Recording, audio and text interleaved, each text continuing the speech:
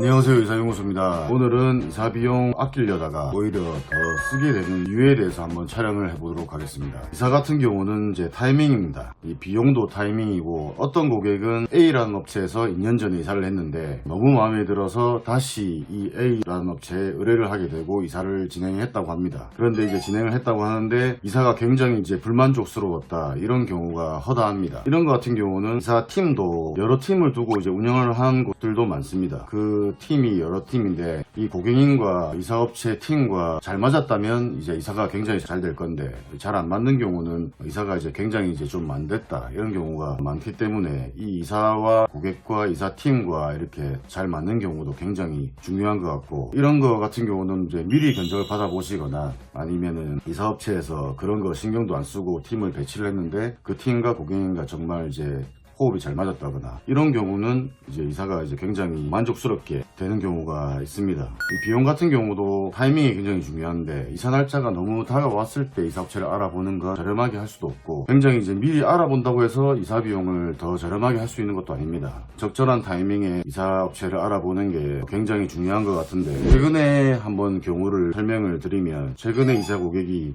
한 10군데 정도 견적을 이제 봤다고 합니다. 저희 이사연구소에서 한 11번째 견적을 가게 되었는데, 이사 날짜가 일주일밖에 안 남은 상황에서 잔짐은 이 고객님이 직접 수십 번 왔다 갔다 하면서 짐을 다 미리 옮겨 놓은 상태였습니다. 옮겨 놓은 상태였지만 남은 짐도 어느 정도 이제 남아 있었습니다. 한 3분의 2 정도 옮겨 놨었고, 한 3분의 1 정도는 이제 앞으로 또 계속 옮겨야 되는 그런 상황이었습니다. 이사업체에서는 큰 가전 가구만 옮겨 달라고 하는데, 뭐 냉장고, 세탁기, 뭐 책상, 뭐 침대, 기타 등등 이제 큰 가전 가구만 남아 있었습니다. 이렇게 했을 때 이제 얼마에 옮길 수 있냐, 그런 경우를 이제 견적을 봤었는데, 큰 가전 가구만 옮기게 되면 비용이 한 90만 정도 나오고, 전체 다 저희가 옮겼더라면 한 120 정도, 한 30만 정도밖에 차이가 안 날 것 같다고 말씀드리니까 고객님이 굉장히 허탈해 하셨습니다. 전체적인 짐을 다 옮기려고 해도 이제 보통 한 4명 정도 움직이고, 큰 가전 가구만 옮기려고 해도 한 3명 정도는 움직여야 되기 때문에 사업체에서는 이제 금액을 차량 크기와 그리고 작업 인원수, 여기에 따라서 금액을 이제 정하기 때문에 그렇게 큰 차이가 안 날 수밖에 없었습니다. 거기에 대해서 고객님이 30만원 정도 비용밖에 차이가 안 나냐고 굉장히 좀 허무해 하셨는데, 그래도 결국에는 결정을 못 하시고 계속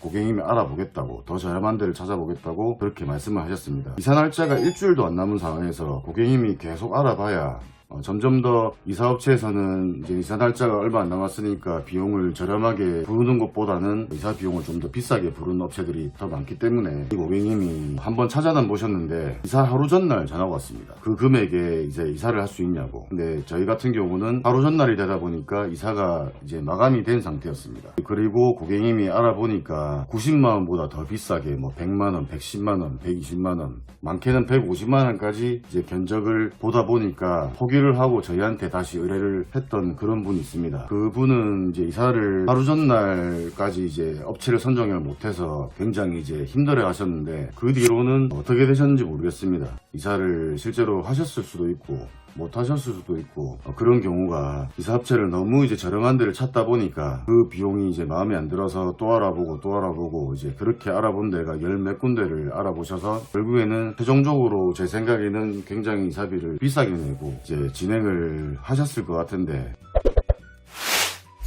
이런 경우와 마찬가지로 이사업체를 알아보는 것도 타이밍이 굉장히 중요합니다. 너무 이렇게 늦게 알아보다 보면 이사업체에서는 딱히 정해진 금액이 없다 보니까 이사 비용을 좀 더 많이 부를 수도 있고, 그리고 그 고객님이 굉장히 까다로웠습니다. 까다로웠기 때문에 이사를 좀 해드리기가 싫어서 비용을 좀 더 비싸게 부르는 경우도 있고, 다양합니다. 다양하기 때문에 이사를 최대한 적절한 금액에 하기 위해서는 적절한 타이밍에 이사업체를 알아보고 선정을 하는 게 굉장히 현명한 것 같고, 적절한 타이밍 같은 경우는 보통 이제 길게는 한 달, 짧게는 한 20일, 보름 안에 이제 이사업체를 알아보시고, 너무 많이 견적을 알아볼 필요도 없습니다. 많이 알아보다 보면 또 헷갈리기 때문에 많이 알아봐야 한 3군데, 작게 알아보면 한 군데 내지 2군데 정도만 알아보시고 거기에서 맞는 업체를 정하시는 게 이사비를 최대한 아끼는 길이 되지 않겠나, 저는 그렇게 생각을 하고, 또 너무 저렴한 업체를 찾다 보면 이 추가비라는 것도 있습니다. 너무 저렴한 업체를 찾아가지고 추가비를 낸 경우에 고객님들이 굉장히 많기 때문에 때문에 이런 경우도 좀 생각하셔서 이사업체 같은 경우는 적당한 선에 한 중간 정도의 이사 비용을 제시를 한 곳을 선택을 하시는 게 저는 이제 맞다고 봅니다. 너무 저렴한 것도 문제지만 너무 비싼 것도 문제고 적절한 금액에 이렇게 이사업체를 잘 선정하셔서 저렴한 금액보다는 적절한 금액으로 이사를 최대한 잘 하셨으면 좋겠다고 저는 그렇게 생각을 합니다. 그럼 오늘 그 촬영을 마치도록 하겠습니다.